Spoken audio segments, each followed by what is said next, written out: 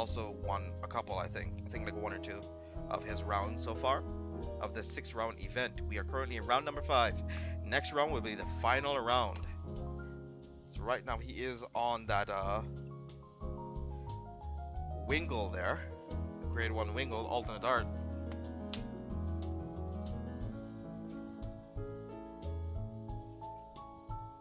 He's gonna use Tejas to probably get rid of the blue goal here. He used the Bellicosity to countercharge the counterblast that he used. Called in the Harlem as a rear guard, I guess. Oh, he's considering like how he was gonna do this, and I guess he accidentally called in Harlem. He was like, "Oh wait a minute, I actually don't want it to die." It's like, oh, I actually didn't want it to die. So what could it? Maybe like leaving the Nahalam here in the front was actually not bad, because if he got into a draw trigger here, he can give it to the Nahalam and Nahalam can attack for 15 if he doesn't hit the defensive.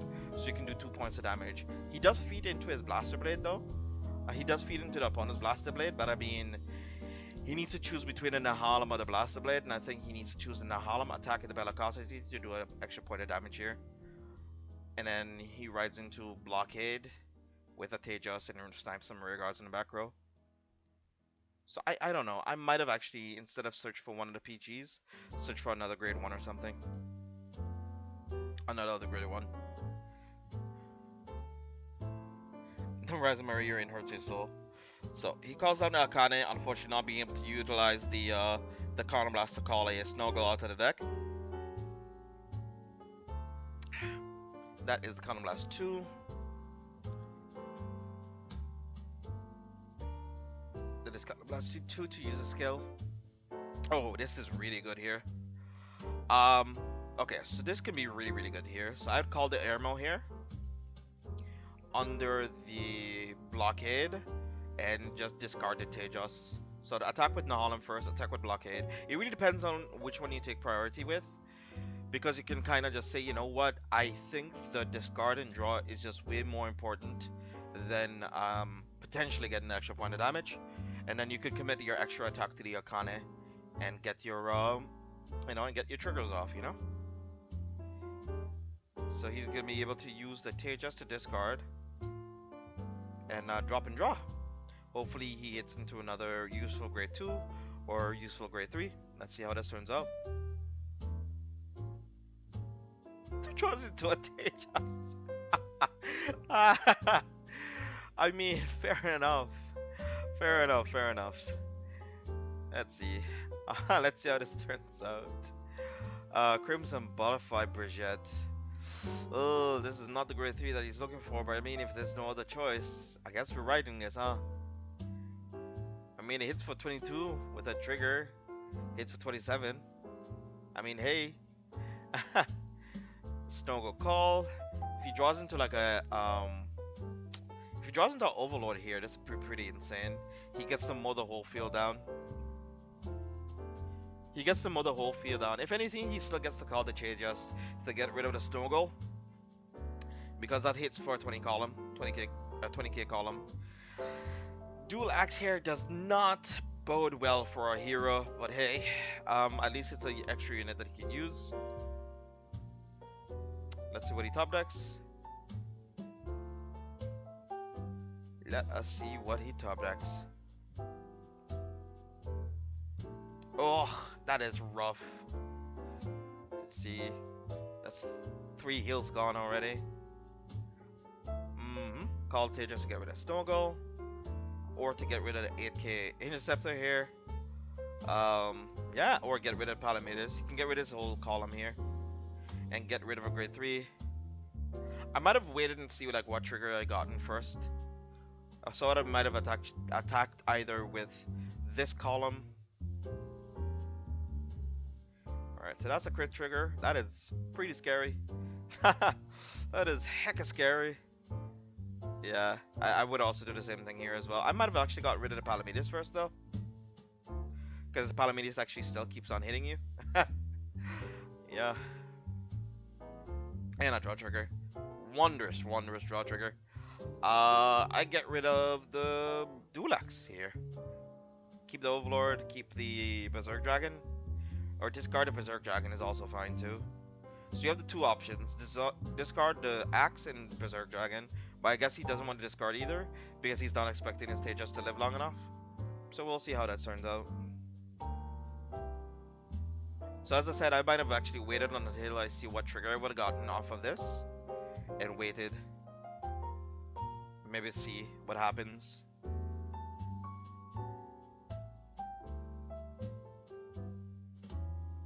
Draw trigger, pretty nutty. Ends up giving his column 25. He gets 5 on its own, but I mean, it doesn't matter. Gets pushed to 5 here. Thankfully, he ends up top decking into a booster.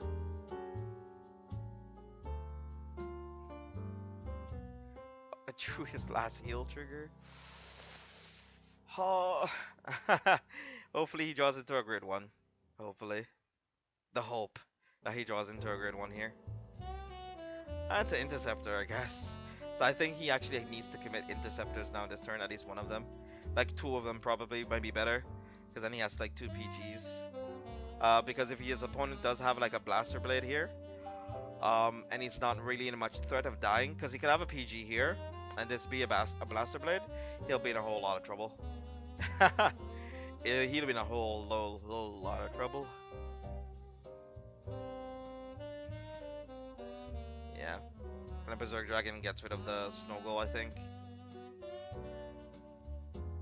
Yep. And then he gets rid of the front row. So then, I guess it forces his opponent to have like a Blaster Blade as an outer. But even if he does, he needs to kind of cobble together a field to be able to get rid of it. Yeah. I mean, it kind of sucks because his Berserk Dragon doesn't end up hitting the Vanguard. So of course he'll not be able to kill him this turn. But hey, it's better than nothing. It's literally better than nothing right now.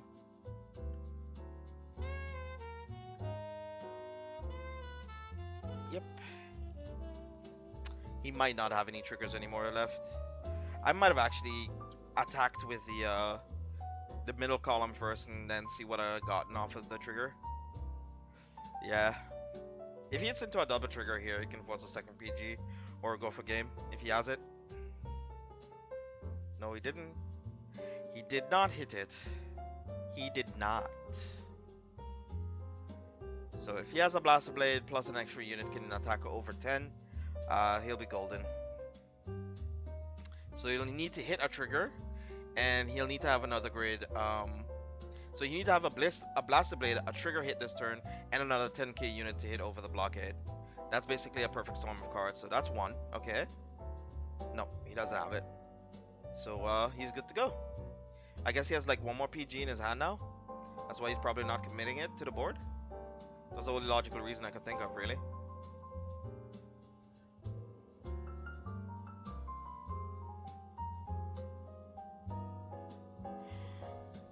Alright. A defensive heal does kind of suck for our opponent because he can't, for our player.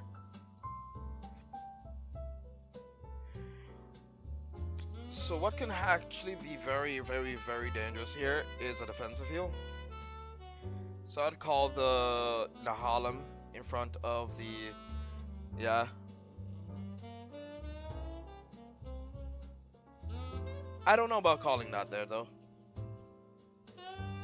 You're banking on hitting triggers again. I don't think you should do that. So let's see if he drew into another trigger.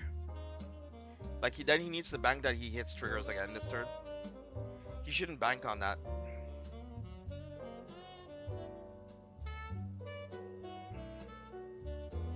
Yeah, this was hella risky.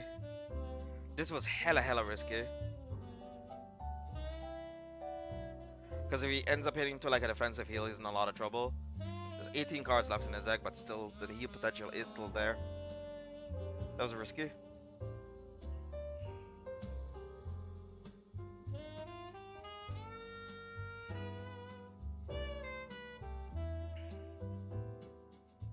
So all in all, pretty good games. Mitros ends up taking its match over Pikachu. Well done, Mitros, well done. And then he moves on to the other round.